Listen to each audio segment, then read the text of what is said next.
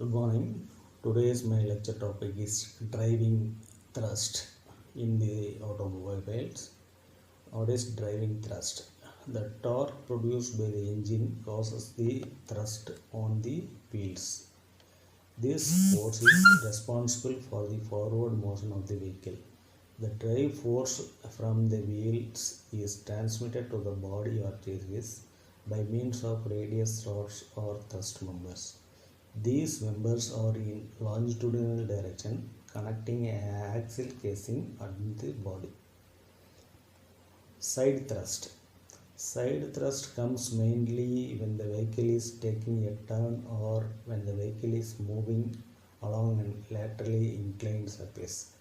The side thrust coming on to the axle can be taken by panhard rod. Next one is Hotchkiss drive. The Hotchkiss drive combines the springing and positioning or locating of the rear axle. The Hotchkiss drive consists of a leaf spring and a propeller shaft with two universal joints and one sliding joints. The front end of the leaf spring is pivoted in a pin or bracket which is bolted to the vehicle frame, while rear end of the leaf spring is supported in swinging circles with anti-friction bush material. The leaf springs are bolted rigidly to the rear axle casing. Hotchkiss drive, it is the simplest and most widely used rear axle drive. The suspension springs take torque reaction, driving thrust and side thrust. The Hotchkiss drive simplest and most widely used rear axle.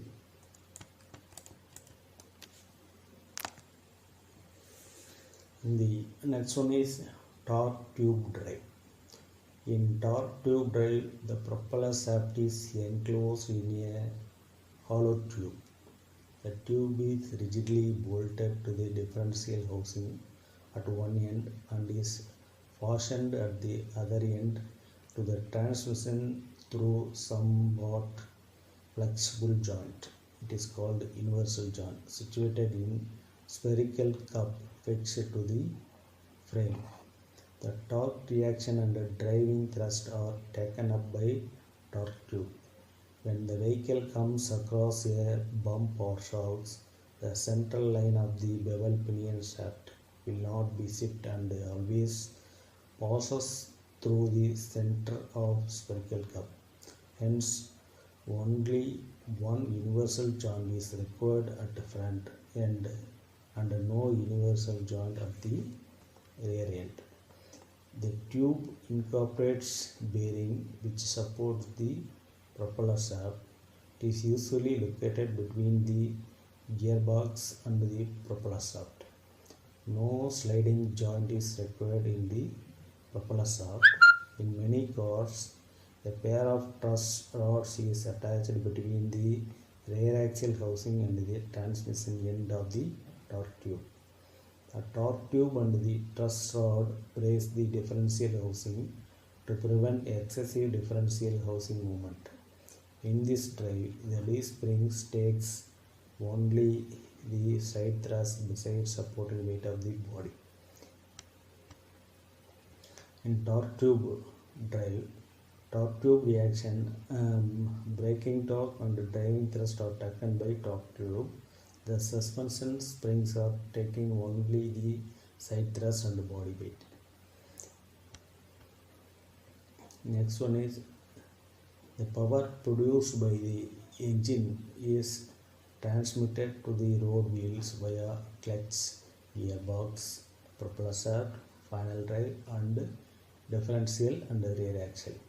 The propeller shaft is a drive shaft which transmits power from the frame mounted gearbox to the spring mounted rear axle casing. The fact that the gearbox is rigidly mounted on the frame and the rear axle housing is sprung indicates that the angle at which the power transfer should be varying. Length of the drive shaft between the gearbox and the rear axle housing should be varying to accommodate some distance changes between these two due to flexing of spring and up and down in movement.